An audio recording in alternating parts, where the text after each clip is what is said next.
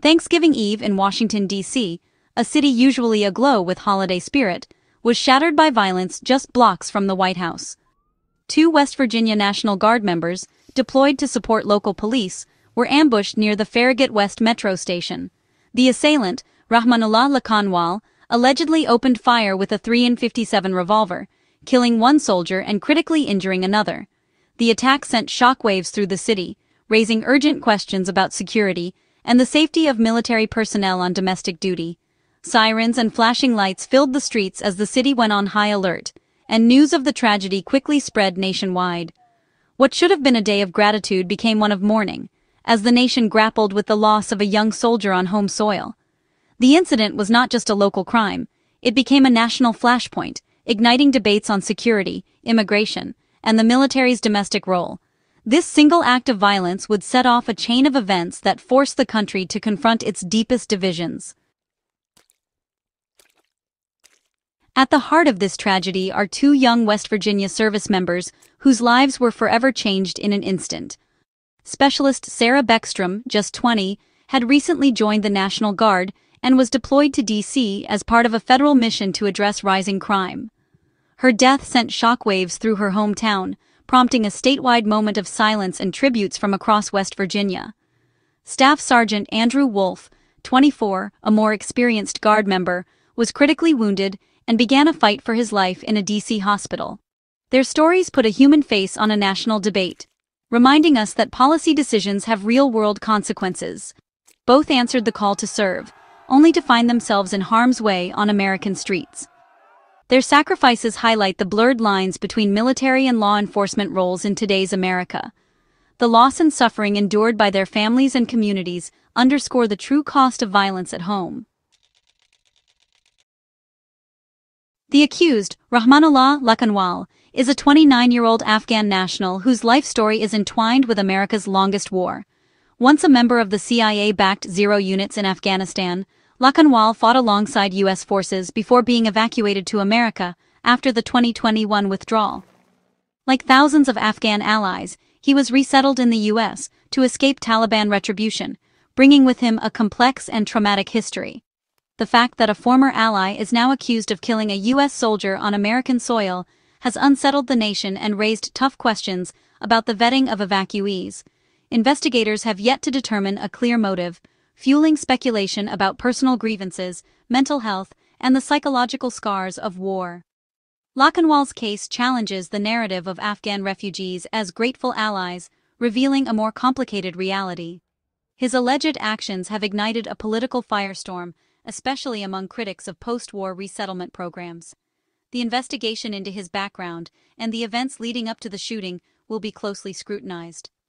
This tragedy is a stark reminder that the consequences of foreign wars can follow us home in unexpected and painful ways. The story of Rahmanullah Lakanwal is not just about one man. It's about the lingering shadows of conflict. It forces a national reckoning with the complexities of war, loyalty, and the challenges of resettlement. The attack has become a symbol of the unintended consequences of America's foreign interventions. As the nation seeks answers, the case remains a haunting testament to the unfinished business of war. The federal government responded swiftly, escalating charges against Lakanwal to first-degree premeditated murder. U.S. Attorney Jeanine Pirro called the attack a cold-blooded ambush, making clear this was seen as a calculated assault on American soldiers. Additional charges, including attempted murder and federal offenses for attacking uniformed service members, are expected. Attorney General Pam Bondi announced the Department of Justice would seek the death penalty, framing the case as a defense of national honor. The decision to pursue capital punishment elevates the case to national prominence and signals the government's intent to make an example of Lakanwal.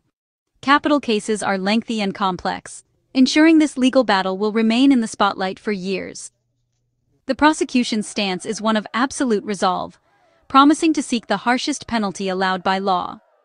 The legal proceedings will test the justice system's ability to balance retribution, deterrence, and due process. This case is about more than one crime. It's about sending a message to anyone who would attack those who serve. President Trump's response was immediate and uncompromising, using the tragedy to push for sweeping changes to immigration policy.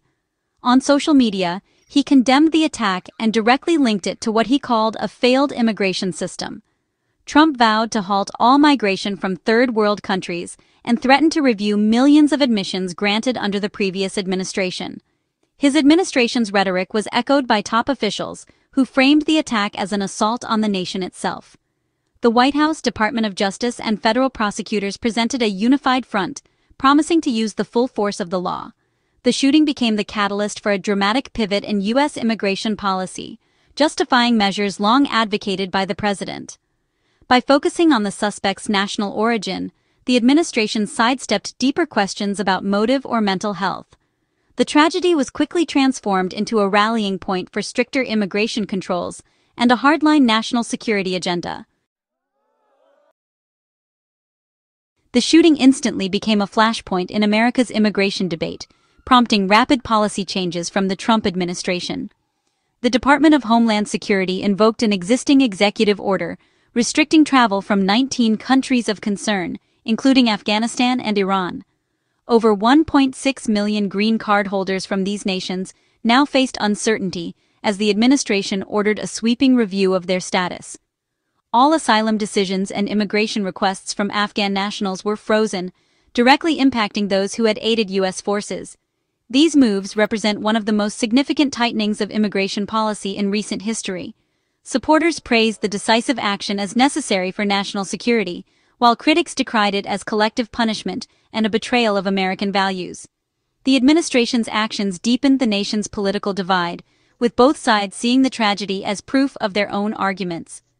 For immigrant communities, the new policies created fear and confusion, threatening families and upending lives. The debate over security versus compassion was reignited, ensuring the shooting's legacy would shape immigration policy for years. The tragedy became a pretext for long-desired policy changes, with millions caught in the crossfire.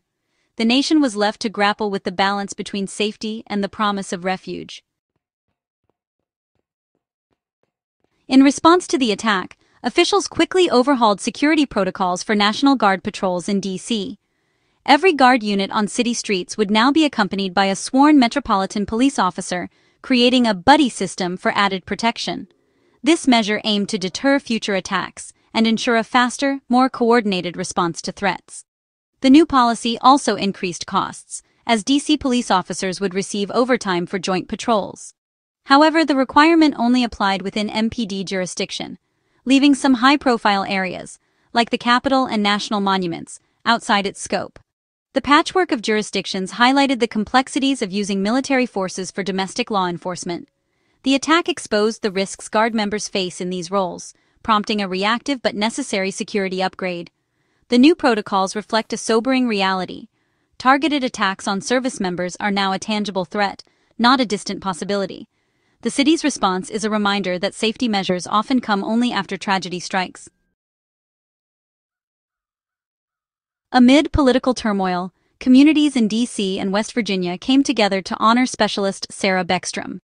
A spontaneous memorial grew at the site of the ambush, with flowers, flags, and notes left by mourners.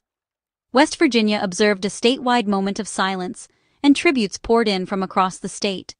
The outpouring of grief was a poignant reminder of the personal loss behind the headlines. Friends and family shared stories of Beckstrom's kindness and dedication, humanizing a tragedy that had become politicized. The memorials and tributes grounded the national debate in real human suffering and sacrifice. In a divided nation, the act of mourning became a rare moment of unity and shared humanity. The shooting of 2 National Guard members in D.C. is more than a crime. It's where America's deepest issues collide. It reignited debate over the use of military forces for domestic law enforcement, validating concerns about the risks soldiers face on U.S. soil. The suspect's status as an Afghan evacuee turned the tragedy into a referendum on immigration, fueling sweeping new restrictions. The event also serves as a haunting postscript to the war in Afghanistan, with Lakanwal's journey reflecting the war's complex legacy.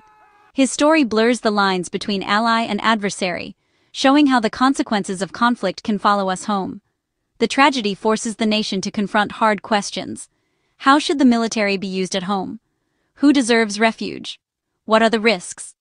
The deaths of Specialist Beckstrom and the wounding of Staff Sergeant Wolf will be remembered as a turning point in public debate and policy. This single event exposed the raw nerves of American identity, security, and the unfinished business of war. As the nation mourns, it must also reckon with the choices that led to this moment, and what comes next.